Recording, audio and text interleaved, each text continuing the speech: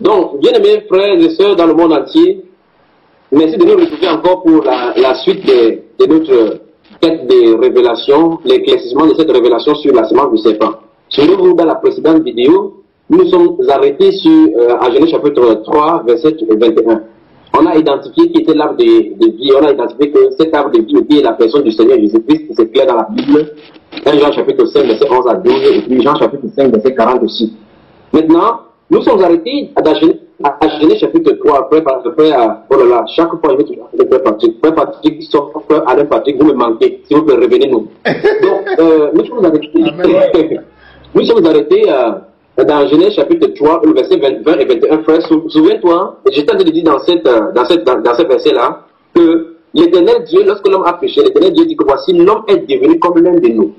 Quand Dieu utilise le nous, ça ne veut pas dire que c'est le Père, Fils, Saint-Esprit, le Père qui a parlé à ces deux-là. Dans ces cas, on incriminerait à l'un des trois là le péché. Quand Dieu donc dit, il faut donc comprendre à la manière de Dieu, quand Dieu dit l'un de nous, il s'agit qu'il y a un intrus au milieu d'eux. Donc Dieu a de parler au cortège d'anges, à la cohorte des anges, que parmi nous ici, quelqu'un s'est rendu coupable en faisant quelque chose qui n'allait pas, et l'homme s'est identifié à cette personne-là. L'homme a pris son côté, l'homme a pris le parti et est devenu comme l'un de nous. Regardez bien. Dieu dit l'homme est devenu, donc ça veut dire qu'il n'était pas d'abord. Puisque dans Genèse chapitre 2 et chapitre 1, Dieu a créé l'homme à son image. Donc l'homme avait les attributs de Dieu. Il était en parfaite communion avec Dieu. Et ici dans le chapitre 3, quand le péché entre, ça crée la séparation. Donc l'homme a pris la partie d'une personne qui se trouvait là-bas au milieu. C'est ça le problème. L'un des jardin, oui. Au milieu du jardin. Oui. Et Dieu dit dans ce verset 21 là que quand pour ce qui est la connaissance du bien et du mauvais, il identifie la personne dont l'homme s'est identifié, donc l'homme est devenu semblable à cette personne-là connaissant le bien et le mauvais. Or, cette personne qui était là au milieu du jardin, c'était la personne qui était la connaissance du bien et du mauvais. Et frère, ma soeur, tu m'as dit que cet arbre-là était Satan. Et nous voyons très bien que si c'est Satan, si c'est Lucifer, parce que le Satan, ça veut dire accusateur, disons son nom. Parce qu'on a utilisé le nom du Seigneur Jésus-Christ pour l'arbre de vie, disons le nom. Si c'est Lucifer, et Lucifer, ça veut dire que ange de lumière, ou bien porteur de lumière. Et la lumière, c'est celui qui éclaire. Donc, c'est celui qui est censé donner la connaissance. Son nom même identifie qui il est. C'est terrible. Donc, vous voyez très bien que le nom de Lucifer l'identifie, le colle directement à l'arbre de la connaissance du bien et du mauvais. Donc, l'homme s'est identifié à Lucifer. L'homme a pris quelque chose qui appartenait à Lucifer. Amen. Amen. Donc, alors maintenant, si donc l'arbre, écoutons bien maintenant, bien aimé, parce qu'il y a quelques points que certaines personnes disent dans le monde entier, donc il faut rectifier maintenant. Si l'arbre de vie c'est Jésus, on va voir son cas, parce que c'est pas lui qui nous crée problème, parce qu'il nous a accordé la vie éternelle. J'ai la vie éternelle, tu as la vie éternelle, et tous les chrétiens ont la vie éternelle. Amen. Maintenant, regardons l'arbre de la connaissance. Si l'arbre de la connaissance du bien et du mauvais c'est Lucifer, définitivement, il n'y a pas une pomme qui a été mangée. Alors quelque chose s'est passé. Alors maintenant, d'autres personnes savent bien c'est ce qu'il y a. L'arbre de connaissance du bien et du mauvais c'est Lucifer, et l'arbre de vie c'est Jésus. Mais le problème maintenant, c'est au niveau de l'acte. Ils ne peuvent même pas comprendre l'acte, où l'acte est arrivé. Alors maintenant, si l'acte de... On va lire dans Genèse chapitre 3 maintenant. Si l'arbre de la connaissance du bon et du mauvais, c'est Lucifer. Alors dans ce cas, quel est le fruit donc? Quel est le fruit que porte cet arbre alors? Quel est le fruit qui porte cet arbre? C'est vrai que c'est la corruption, le mensonge, la haine, tout vient de lui. Tout vient là, c'est la source là-bas. Mais alors maintenant, parce que la Bible déclare que le fruit qui vient de Jésus, c'est l'amour, la joie, la paix dans le sein de Jésus. Vous voyez le fruit que ça porte. Vous voyez que ce n'est pas un fruit au sens physique. Maintenant, si la femme a mangé, maintenant frère, ça devient intéressant là maintenant, vraiment doucement. Allons dans Genèse 3 maintenant. Bien aimé, prêtez attention maintenant, parce qu'on va toucher la sexualité là-dedans. Ok. Genèse chapitre 3. Je fais la même chose. À partir du premier verset. Prenons maintenant, on va lire du verset 1 jusqu'au verset 20.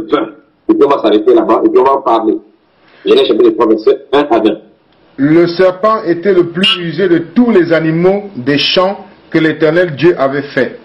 Il dit à la femme, Dieu a-t-il réellement dit, vous ne mangerez pas de tous les arbres du jardin? La femme répondit au serpent, nous mangeons tout. Nous mangeons du fruit des arbres du jardin, mais quant au fruit de l'arbre qui est au milieu du jardin, Dieu a dit, vous n'en mangerez point et vous n'y toucherez point, de peur que vous ne mouriez. Alors le serpent dit à la femme, vous ne mourrez point, mais Dieu sait que le jour où vous en mangerez, vos yeux s'ouvriront et que vous serez comme Dieu, connaissant le bien et le mal. La femme vit que l'arbre était bon à manger et agréable à la vue, et qu'il était précieux pour ouvrir l'intelligence. Elle prit de son fruit et en mangea. Elle en donna aussi à son mari, qui était auprès d'elle, et il en mangea. Les yeux de l'un et l'autre s'ouvrirent. Ils connurent qu'ils étaient nus, et ayant cousu des feuilles de figuier, ils s'en firent des ceintures. Alors ils entendirent la voix de l'Éternel Dieu qui parcourait le jardin vers le soir. Et l'homme et sa femme se cachèrent loin de la face de l'Éternel Dieu au milieu des arbres du jardin. Mais l'Éternel Dieu appela l'homme et lui dit, « Où es-tu » Il répondit, « J'ai entendu ta voix dans le jardin et j'ai eu peur parce que je suis nu et je me suis caché. » Et l'Éternel Dieu dit, « Qui t'a dit que tu es nu? Est-ce que tu as mangé de l'arbre dont je t'avais défendu de manger ?» L'homme répondit, « La femme que tu as mise auprès de moi m'a donné de l'arbre, et j'en ai mangé. » Et l'Éternel Dieu dit à la femme, « Pourquoi as-tu fait cela ?» La femme répondit, « Le serpent m'a séduite, et j'en ai mangé. » L'Éternel Dieu dit au serpent, « Puisque tu as fait cela, tu seras maudit entre tout le bétail et entre tous les animaux des champs. Tu marcheras sur ton ventre, et tu mangeras de la poussière tous les jours de ta vie. Je mettrai inimitié entre toi et la femme, entre ta postérité et sa postérité. Celle-ci t'écrasera la tête et tu lui blesseras le talon. » Il dit à la femme, « J'augmenterai la souffrance de tes grossesses. Tu enfanteras avec douleur, et tes désirs se porteront vers ton mari, mais il dominera sur toi. » Il dit à l'homme, « Puisque tu as écouté la voix de ta femme, et que tu as mangé de l'arbre au sujet duquel je t'avais donné cet ordre, tu n'en mangeras point. Le sol sera maudit à cause de toi. C'est à force de peine que tu en tireras ta nourriture tous les jours de ta vie. Il te produira des épines et des ronces, et tu mangeras de l'herbe des champs. C'est à la sueur de ton visage que tu mangeras du pain, jusqu'à ce que tu retournes dans la terre d'où tu as été pris, car tu es poussière et tu retourneras dans la poussière. Adam donna à sa femme le nom de Ève, car elle a été la mère de tous les vivants. Amen, amen. Amen. Voilà, le décor est planté. Je crois que durant tous ces moments-ci, où nous avons donné les premières parties, vous avez eu le temps de lire Genèse du chapitre 1 jusqu'au chapitre 5 en allant, parce qu'on va y arrêter. Bien aimé, la Bible déclare au premier verset que le serpent était l'animal le plus rusé de tous les animaux que l'Éternel Dieu avait fait dans les champs. Première chose. Et le serpent dit à la femme, là, j'aimerais bien que quelqu'un puisse saisir ceci, s'il vous plaît. J'aimerais bien, c'est pas de façon scientifique, c'est la parole de Dieu. Donc, c'est pas de façon scientifique qu'on y entre. C'est avec le cœur disposé à comprendre. Dieu veut nous montrer que l'intermédiaire entre le monde animal et les hommes ici, l'animal qui s'est tenu entre les deux, c'est le serpent. Mais voici le problème. Dans les manuels qu'on a aujourd'hui, l'idée qu'on a déjà répandue que, je vais vous expliquer que dans Genèse chapitre 4, même Satan a commencé ce mensonge là-bas. L'idée là, c'est que, on décide, remarquez bien, pour ceux qui ont les livres de la Bible, vous allez remarquer qu'il y a des images là-bas, un arbre avec un serpent enroulé, une pomme rouge. Et Adam là et Ève là-bas nu. Et vous voyez avec une image de mensonge. Parce que le verset 14, où l'Éternel dit au serpent, puisque tu as fait ça, tu seras maudit entre tous les bétails et entre tous les animaux des champs. Tu marcheras sur ton ventre et tu mangeras de la poussière tous les jours de ta vie. Il dit, tu marcheras sur ton ventre. Quand Dieu donne la punition au serpent, en disant tu marcheras sur ton ventre, ça veut dire ça implique automatiquement du fait que le serpent ne marchait pas sur son ventre. Donc c'est aussi simple que possible. Je me souviens bien, une personne m'a posé une question, c'est pour ça que c'est vraiment dommage qu'on ne soit pas en direct, parce que je crois que les questions des uns et des autres auraient aidé encore à développer cela davantage, parce que vous pouvez avoir quelque chose sur le cœur, mais vous ne pouvez pas exprimer parce que vous ne savez pas les penser les uns et les autres. J'aurais souhaité, j'ai pris donc bien aimé, si vous avez des questions à poser, poser et réaliser, pour que la prochaine fois on réexplique encore bien si vous manquez quelque chose, bien vous ne comprenez pas quelque chose. Donc je dirais donc ceci. Les gens, une personne m'a posé la question un jour pendant qu'il expliquait ceci, il a dit le serpent n'a pas parlé. On peut dire que c'est le Satan qui est entré dans le serpent pour parler. Non. La Bible n'a pas dit que Satan est entré dans le serpent, on a dit que le serpent parlait. Et il m'a dit, le frère, pour me contredire, il essaie de me montrer que mes langues a parlé.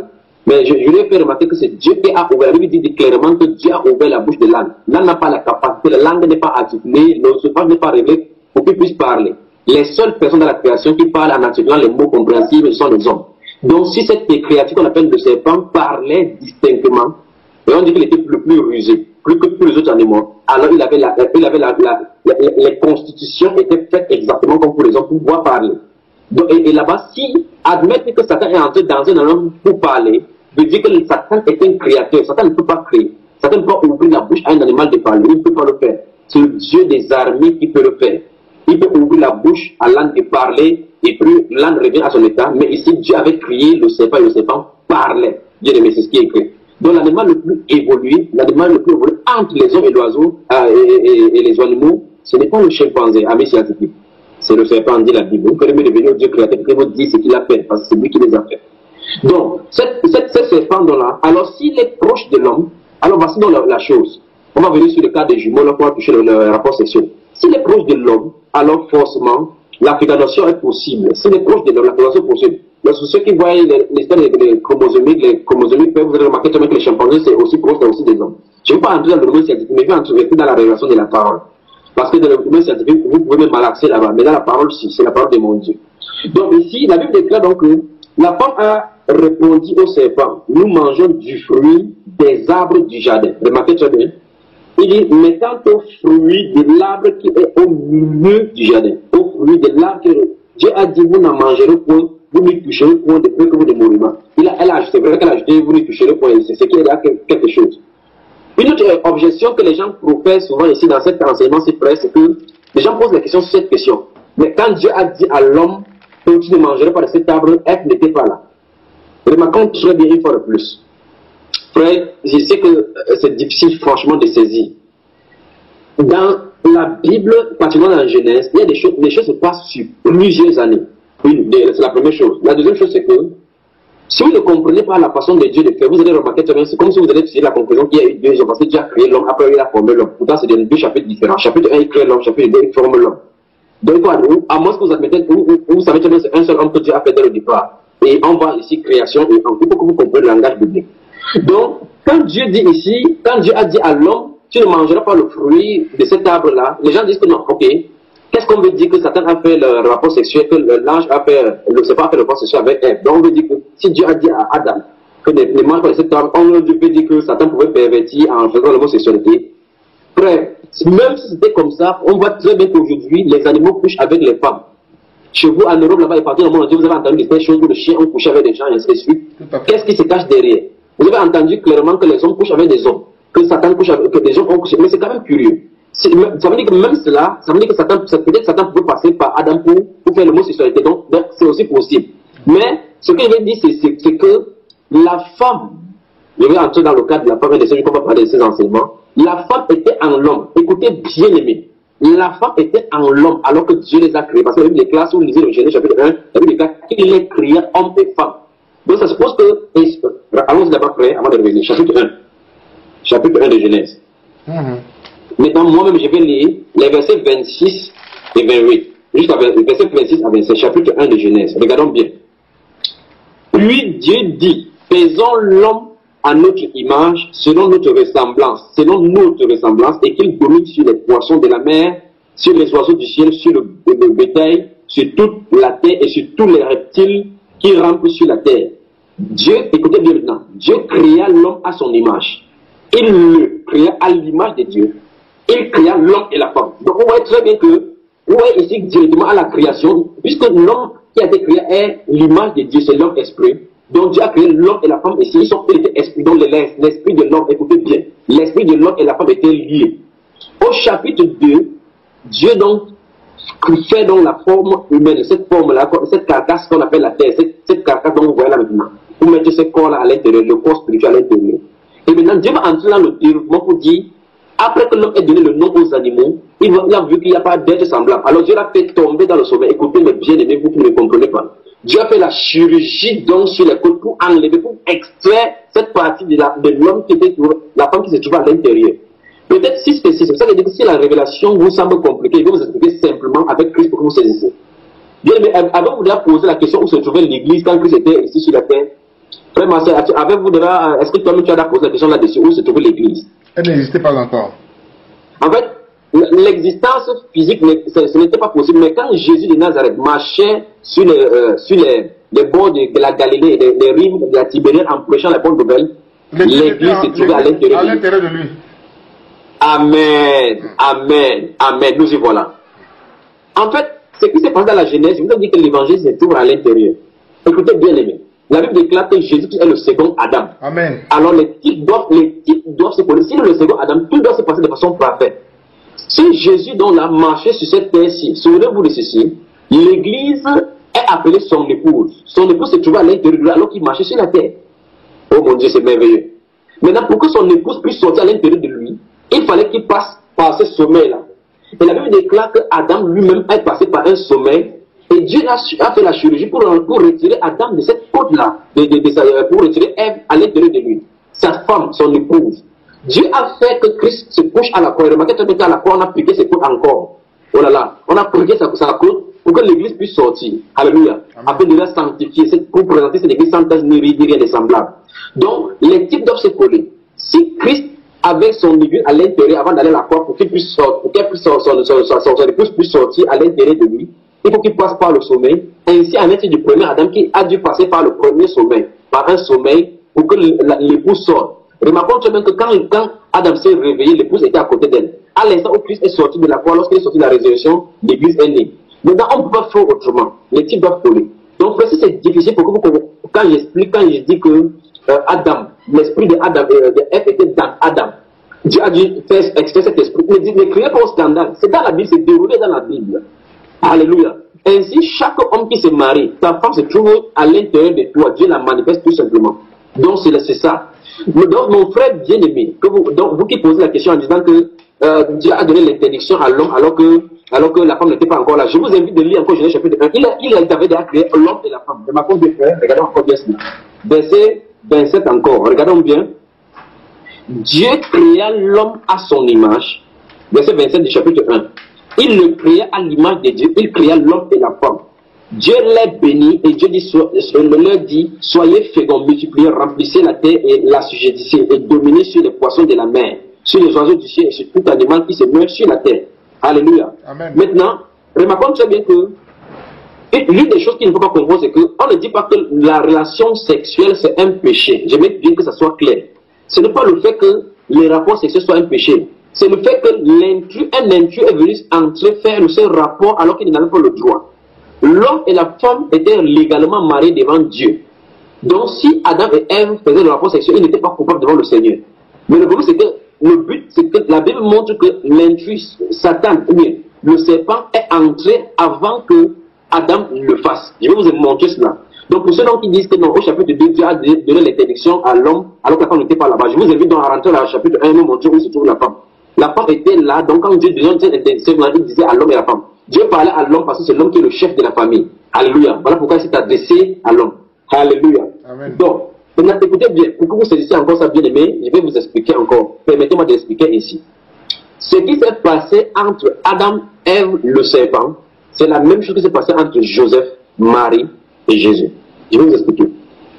Nous commençons à entrer dans les détails de la chose là maintenant.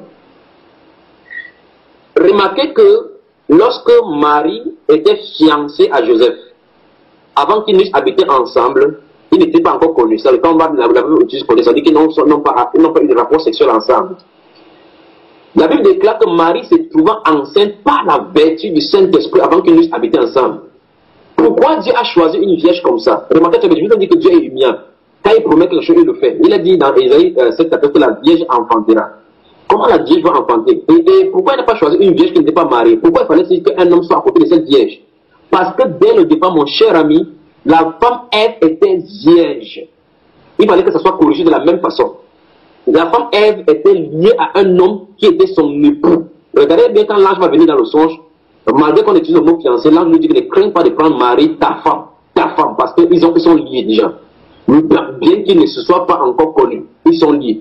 Alors, regardez bien, Adam et Ève étaient liés, ils étaient nus. Le verset 25 du chapitre 2 finit en disant que l'homme était tous de nus. Regardez, c'est une indication encore. Ils étaient nus, ils n'en avaient pas honte. Avant qu'on tombe au verset chapitre 3 maintenant, verset 1.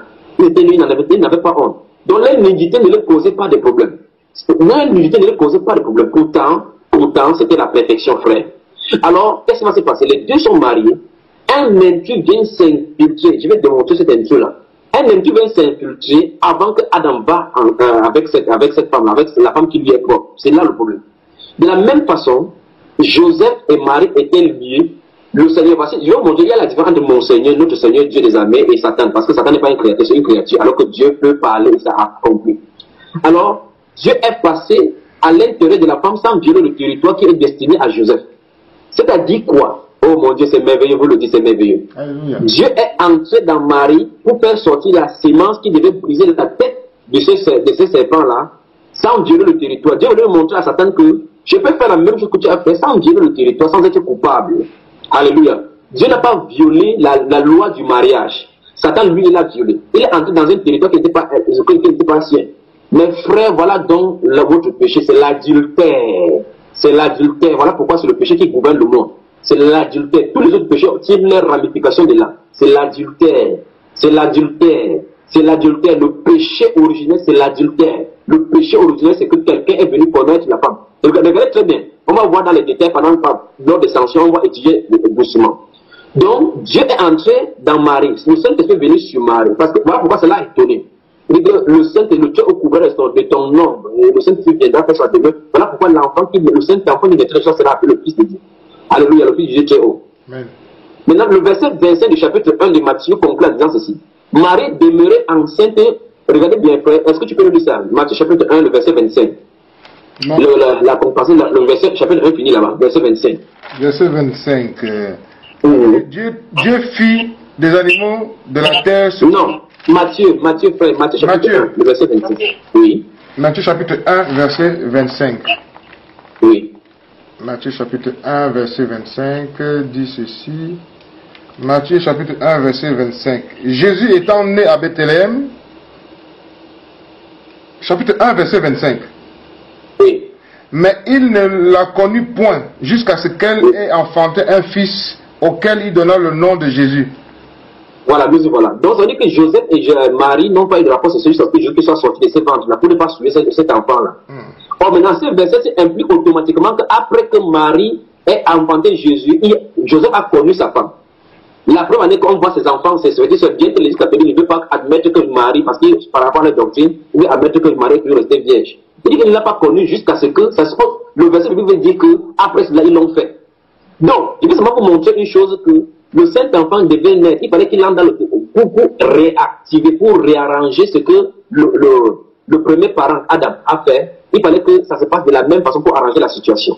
C'est exactement ça. Donc, un couple du départ, couple parfait, était uni par le lien du mariage. Quelqu'un est venu commettre l'acte infâme. Dieu, pour arranger la situation, un couple, vraiment des gens fidèles. Regardez bien, la femme Marie, comment elle est soumise. Regardez comment un homme de bien, la Bible déclare qu'il est un homme de bien. Regardez comment les deux sont unis ensemble. Dieu entre en scène pour restaurer ce qui s'est passé dès le départ. Voilà la sémence de la femme, mon cher ami. Voilà la sémence de la femme Christ qui est née d'une femme. Pour briser ce que... Pour parler de quoi? Pour briser ce que la sémence, Satan a fait là-bas. Il a mis sa sémence, Dieu a mis sa sémence de la même façon. De la même façon, souvenez-vous, Satan et Dieu, je vous ai dit qu'ils sont similaires dans les façons de faire. Alléluia. Amen. Donc, voici donc, on a montré que l'arbre de la connaissance du bien et du mauvais, c'est Satan.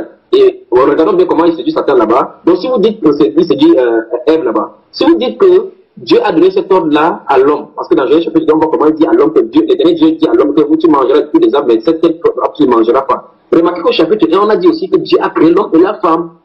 Remarquez ça, frère. Or, ce qu'il veut vous montrer dans la Genèse, c'est que Dieu, il y a des choses qui sont données en condensé, et par la suite, Dieu revient sur ça en détail. Et frère, c'est ça qui cause problème au niveau des gens, parce que les gens voient que quelque chose s'est passé au chapitre 3 de Genèse, et au chapitre 4, ils voient que l'homme connut sa femme. On va revenir au chapitre 4, verset 1, parce que je sais que les frères sont écoutés, que je t'attends au chapitre 4, verset 1. Je connais effectivement. Donc au chapitre 3, un acte s'est passé, mais au chapitre 4, nous allons expliquer en détail maintenant par rapport à ce qui s'est passé, mais les choses ont été déjà dévoilées au chapitre 4, chapitre 3. Tout comme au chapitre 1 de Genèse, Dieu a créé l'homme et la femme. Mais au chapitre 2, on dit qu'il a créé l'homme pour donner les détails maintenant comment ça s'est passé, le progrès, comment ça s'est passé. Si vous regardez encore bien, vous allez remarquer qu'au chapitre 1, Dieu avait créé l'arbre, les arbres fruitiers. Mais au chapitre 2, on dit que Dieu fit pousser de la terre, parce que il y avait seulement les vapeurs sur la terre. Il n'y a aucune pluie ne tombait pas, mais Dieu fait monter la vapeur pour la terre. Pourtant, au chapitre 1, on a dit qu'il avait créé les arbres frères. J'aimerais que vous examiniez cela. Donc, il y a des choses que Dieu dit dans le précédent, mais à part ça, on donne les détails. Donc, le chapitre 3 parle d'un acte. On va voir le graphe dans le détail au chapitre 3, et au chapitre 4, on va aller répondre aux questions et les objections que vous posez. Alors, encore chapitre 3, frère, de Genèse. Genèse chapitre 3, quel verset? Genèse chapitre 3. Donc, on a déjà lu Genèse chapitre 3. Donc, progressons dans l'explication, là, bien aimé. Donc, remarquons très bien que le serpent a dit que vous ne mourrez point. Mais Dieu sait que le jour, au verset 5 du chapitre 3 de Genèse, mais Dieu sait que le jour où vous en mangerez, vos yeux s'ouvriront et que vous serez comme des dieux, connaissant le bien et le mal. Tu as vu cela, frère? Donc, il dit que quand les hommes vont manger ça, ils vont connaître le bien et le mal. Voilà pourquoi dans le chapitre 3, verset 21, qu'on a lu tout à l'heure, Dieu a dit que l'homme s'est identifié à quelqu'un. Donc, Dieu est devenu. Donc, l'homme n'est plus neutre. L'homme n'est plus piège comme avant. Alléluia. Amen. Maintenant, la femme dit que l'arbre était bon à manger et agréable à la vue et qu'il était précieux pour ouvrir les yeux. Les gens disent, ok, voilà, on parle manger, boire, ainsi de suite. Si nous disons, alléluia. Amen. Oui, frère. Donc, frère, tu as quelque chose à ajouter par rapport à ce qu'on a lu? Oui, je veux dire simplement qu'on continue dans la prochaine vidéo. Qu'est-ce que tu peux dire brièvement sur celle-ci? Tu es en train de dire quelque chose là? Je vais dire dans la prochaine vidéo, en expliquant dans la progression des Genèse chapitre 3, on va mettre en lumière le fait que Satan s'est infiltré et montrer que l'homme s'est identifié à l'arbre de la connaissance du bon, donc à Satan. Donc on va voir ça dans la suite. À tout à l'heure. Attends, que le Seigneur te bénisse.